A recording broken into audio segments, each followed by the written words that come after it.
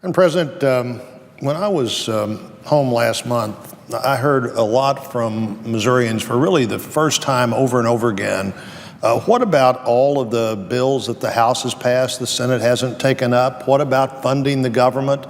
And my good friend from Michigan just mentioned the 5 things that we'd like to get done, or she'd like to get done before we get to the end of the year. I think everybody on the other side of the aisle knows those 5 things for various reasons will not happen this year. But what are we not doing? We're less than a month away from the beginning of a new spending year. We haven't voted on a single one of the appropriations bills.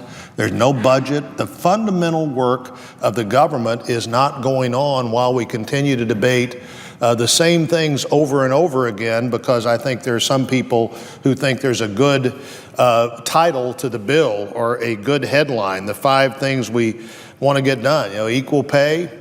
Who's not for equal pay? The law requires equal pay. And in fact, when the president signed the Lilly-Ledbetter Act, he said this solves the problem. Well, suddenly it doesn't solve the problem, because we want to get that title back out there again where we can talk about the title. Access to college. I'm the first person in my family to ever graduate from college. I had the chance to be a university president. I believe people's lives are affected by the right kind of education after high school. For a lot of people, nobody's opposed to access to college. We ought to be talking about that, but we ought to be talking about that in a way that could produce the right kind of results. When people at Missouri say to me, you're not getting the work of the country done, it is clearly right. Just the fundamental things that need to get done. And here we're back in Washington, reminded by our friends on the other side that really we're here to just hold votes we've already had. Not a single thing was mentioned in the preceding remarks that we haven't voted on already, and not a single thing was mentioned in the preceding remarks that has any chance of passing both the House and the Senate, and frankly has no chance of advancing in either the House or the Senate. But here we take this critical 2 weeks, the government's unfunded, no budget to talk about, the work not being done to talk about these things. And right now, the bill we're on, with all the critical challenges that we haven't solved, we're talking about changing the Constitution. The majority leader, the only person in the Senate that can decide what bill comes to the floor, is the majority leader. And the majority leader has brought a bill to the floor, an amendment to the Constitution, an amendment that would take 67 votes in the Senate to pass, an amendment that has 45 sponsors, all from the other side, not very close to 67. One, nobody believes this is going to happen. To amend the Constitution, 2/3 of the Senate has to agree. That won't happen. 2/3 of the House has to agree. That won't happen. 2/3 of the states have to approve the amendment. That won't happen. More importantly, Madam President, it shouldn't happen. We're talking about amending the Constitution of the United States when there's no chance to do it. So the only thing we're surely talking about is just trying to score some kind of last-minute election year points. But if people are paying attention, the points that will be scored by those defending the Bill of Rights and those defending the Constitution. What being proposed here would have a chilling effect on the First Amendment. The First Amendment, which says Congress shall make no law abridging, among other things, the freedom of speech.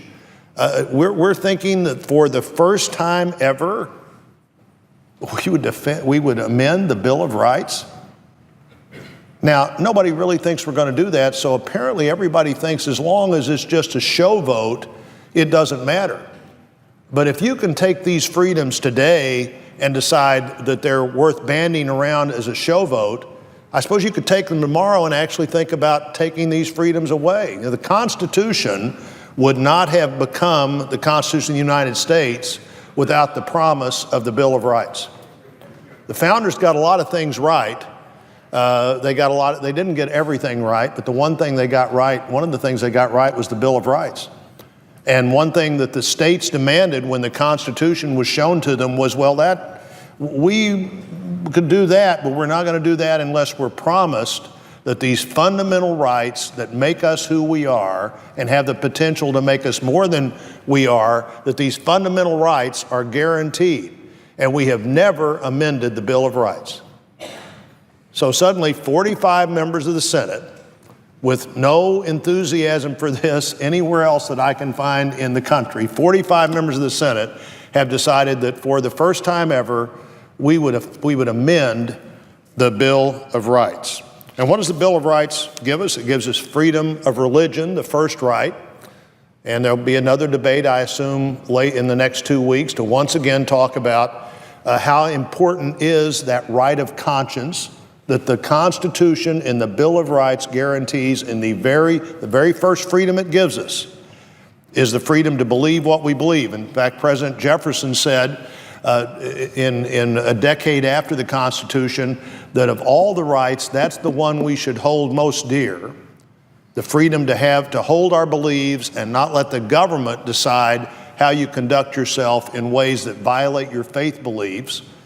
But right after that becomes the ability to talk about what we want to talk about. Freedom of speech, the second of all those freedoms. And there may be people here not at all offended by the fact that we would just bandy that around with no chance we're going to change this amendment. It's not like, Madam President, there are 67 co-sponsors of this amendment.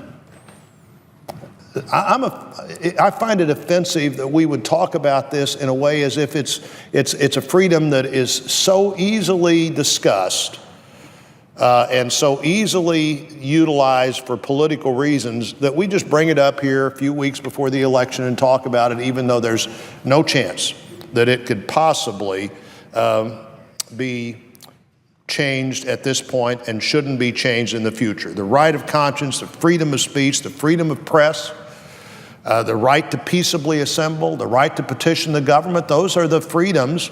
Those are the 5 freedoms given in that First Amendment to the Constitution. And here we are talking about them as if they are nothing more than political talking points. They are who we are as a nation.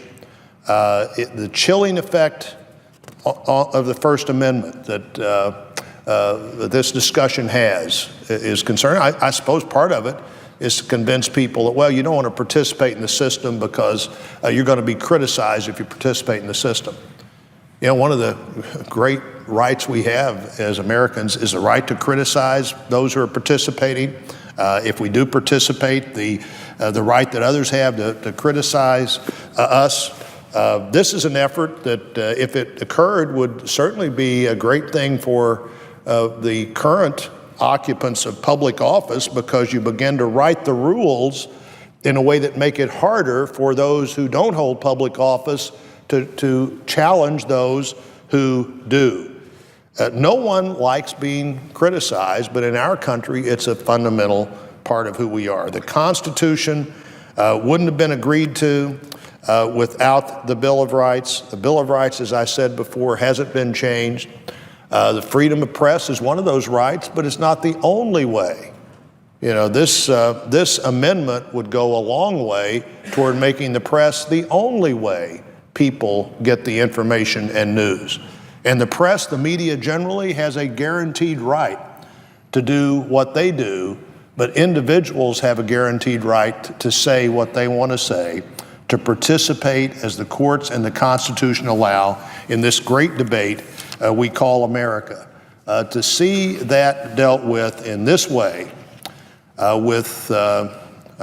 actually wonder what people would think if they really thought this was going to happen. Nobody believes this is going to happen because it's not going to happen, and we're taking the people's time.